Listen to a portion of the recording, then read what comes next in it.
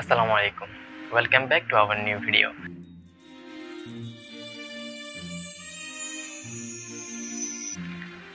কিছুদিন আগে আমরা টেন্সের ক্লাসিফিকেশন সম্পর্কে ধারণা নিয়েছিলাম। তার মধ্যে আমাদের ইনডিফিনিট টেন্স সম্পর্কে জানা হয়ে গেছে, ইনডিফিনিট টেন্স সম্পর্কে আমরা আলোচনা করে ফেলেছি। তাহলে আমাদের নেক্সটটা হচ্ছে কি কন্টিনিউয়াস। আমরা প্রেজেন্ট আমরা ইনডিফিনিট টেন্সের মধ্যে present indefinite, past indefinite, future indefinite সম্পর্কে তো আমরা বলে ফেললাম। তার মধ্যে আমি একটা ছোট্ট রুলস দিয়েছিলাম, সেটা হচ্ছে আমরা কোনো কিছু যদি রুলসের বাইরে গিয়ে শেখার চেষ্টা করি বা এক্সাম্পল দিয়ে শেখার চেষ্টা করি, তাহলে সেই জিনিসগুলো আমাদের খুব বেশি করে মনে থাকে। তো আমরা একই রুলস এখানে অ্যাপ্লাই করব, সেটা হচ্ছে আমরা এক্সাম্পল দিয়ে কিছু শেখার চেষ্টা করব।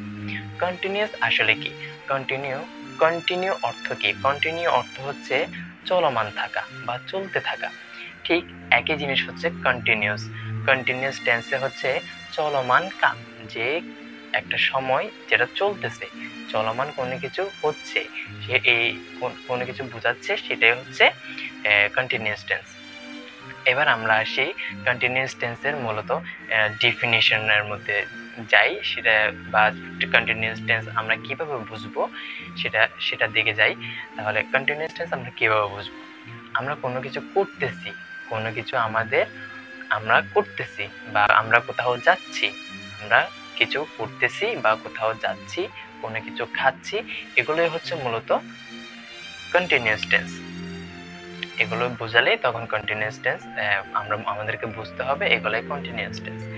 কন্টিনিউয়াস টেন্স শেখার জন্য আমি দুইটা বাড়তি কাজ দেব আপনাদেরকে। সেটা হচ্ছে কন্টিনিউয়াস টেন্স ব্যবহারের জন্য আমরা আসলে কি করব বা কোন কোন জিনিসগুলো আমাদের কন্টিনিউয়াস টেন্স শেখার কাজে লাগবে। সেজন্য আমাদের দুইটা জিনিস পড়তে হবে। একটা হচ্ছে অক্সিলারি ভার্বের ব্যবহার, আরেকটা হচ্ছে ভার্বের সাথে আইএনজির ব্যবহার। ভার্বের সাথে আইএনজি যুক্ত করাটা একদমই সহজ। যে কোনো একটা ভার্বের পিছনে শুধু আইএনজি বসিয়ে দেওয়া, এটা এখানে আহামরি কোনো পরিবর্তন নাই। যদি ইরেগুলার ভার্ব যেগুলো আছে ওগুলোর মধ্যে একটুখানি ব্যতিক্রম হইতে পারে, তবে এটা নিয়ে আমরা পরে আলোচনা করব। তাহলে আমরা অক্সিলারি ভার্বের দিকে যাই। কন্টিনিউয়াস টেন্সের মধ্যে অক্সিলারি ভার্ব অনেকগুলো অক্সিলারি ভার্ব হবে এমন কিছু না, মাত্র কয়েকটা মাত্র অক্সিলারি ভার্ব থাকে। সেগুলো হচ্ছে am, is, are, was, were, আর একটা হচ্ছে উইল বি। এবার আমরা জানবো যে কোন ক্ষেত্রে, কোন কন্টিনিউয়াসের ক্ষেত্রে কোন অক্সিলারি ভার্বগুলো ব্যবহার হয়। একদমই সহজভাবে আমরা বুঝে যাব যদি আমরা এক্সাম্পলগুলো মনোযোগ সহকারে একটুখানি শুনি বা মনোযোগ সহকারে একটু দেখি, ফলো করি, তাহলে আমরা খুব সহজে এগুলো বুঝে যাব। আমরা প্রথমে আসি প্রেজেন্ট কন্টিনিউয়াস টেন্সের দিকে। প্রেজেন্ট কন্টিনিউয়াস টেন্সের দিকে আসলে আপনারা বুঝবেন যে বর্তমানে কোনো কিছু চলতেছে এমন বোঝালে সেটাই প্রেজেন্ট কন্টিনিউয়াস টেন্স। কারণ প্রেজেন্ট অর্থই তো বর্তমান, তাই না? আর কন্টিনিউয়াস মানে চলমান থাকা। তাহলে সেই ক্ষেত্রে প্রেজেন্ট কন্টিনিউয়াস টেন্স হচ্ছে কোনো কিছু বর্তমানে চলতে থাকা বোঝালে বা করতেছে এরকম বোঝালে, হচ্ছে এমন বোঝালে প্রেজেন্ট কন্টিনিউয়াস টেন্স হবে। প্রেজেন্ট কন্টিনিউয়াস টেন্সের জন্য আমরা অক্সিলারি ভার্ব ব্যবহার করব am, is, are. Am, is, are, আমরা এই তিনটি অক্সিলারি ভার্ব ব্যবহার করব। এবার বলতে পারেন তিনটি অক্সিলারি ভার্বের জন্য প্রেজেন্ট কন্টিনিউয়াস টেন্সের জন্য তিনটি auxiliary verb am, is, are. Am, is, are তিনটি আলাদা আলাদা অক্সিলারি ভার্ব আমরা কখন ব্যবহার করব, কোনটা কখন ব্যবহার করব? অক্সিলারি ভার্ব ব্যবহার হয় মূলত পার্সনের উপর নির্ভর করে। পার্সন যদি হয় আই, শুধুমাত্র আই এর ক্ষেত্রে এম এর ব্যবহার হয়।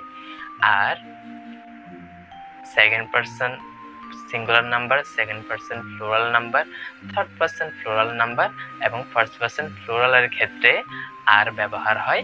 আর শুধুমাত্র থার্ড পার্সন সিঙ্গুলারের ক্ষেত্রে ইজ ব্যবহার হয়। একদমই সহজভাবে বুঝে গেলাম।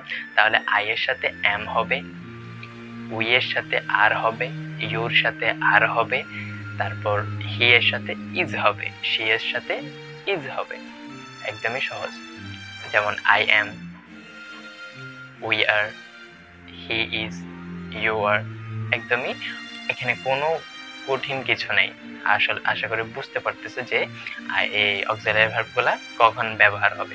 এবার আমরা অক্সিলারি ভার্বের ব্যবহারটা জেনে নিলাম। এবার আমরা আসি প্রেজেন্ট কন্টিনিউয়াস টেন্সের উদাহরণের দিকে গেলে আমরা আরো সহজভাবে বুঝে যাব। যদি আমি একটা সহজ উদাহরণ দিই, আই এম প্লেইং ফুটবল।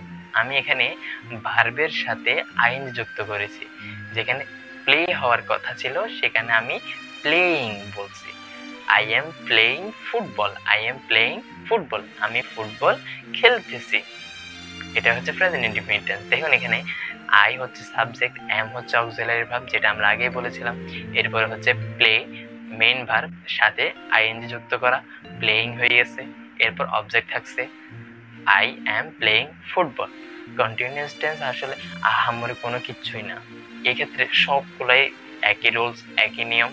শুধুমাত্র এম ইজারের পরিবর্তে ফার্স্ট টেন্সের মধ্যে ওয়াজ আয়ার বসাতে হবে, আর ফিউচার টেন্সের ক্ষেত্রে উইল বি বসাতে হবে। এখানে আর কোনো তেমন আহামরি কোনো পরিবর্তন নেই। যদি আমি এক্সাম্পলগুলো আরেকবার রিভিউ করি তাহলে আপনারা হয়তো আরো সহজেই বুঝে যাবেন। যদি আমি বলি, আমি প্রেজেন্ট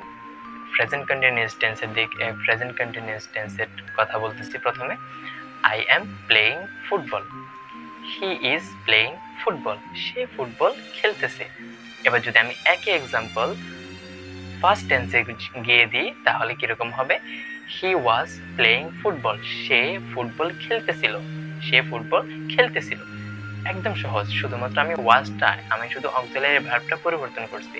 আর যদি আমি এখন ফিউচার টেন্সের মধ্যে গিয়ে একটা এক্সাম্পল দিই তাহলে কি হবে, he will be playing football, he will be playing football, সে ফুটবল খেলতে থাকিবে, সে ফুটবল খেলতে থাকিবে। এখানে দেখুন শুধুমাত্র আমি অক্সিলারি ভার্ব পরিবর্তন করেছি, আর অক্সিলারি ভার্বের সাথে সাথে আমাদের টেন্সগুলো পরিবর্তন হয়ে গেছে। আশা করছি কন্টিনিউয়াস টেন্স খুবই সহজভাবে আপনারা বুঝে গেছেন। যদি না বুঝে থাকেন তাহলে অবশ্যই কমেন্ট করে জানাবেন, আমি পরবর্তী ভিডিওতে বোঝানোর চেষ্টা করব। অবশ্যই পরবর্তী ভিডিওতে আমরা পারফেক্ট টেন্স নিয়ে আলোচনা করব। ধন্যবাদ সবাইকে।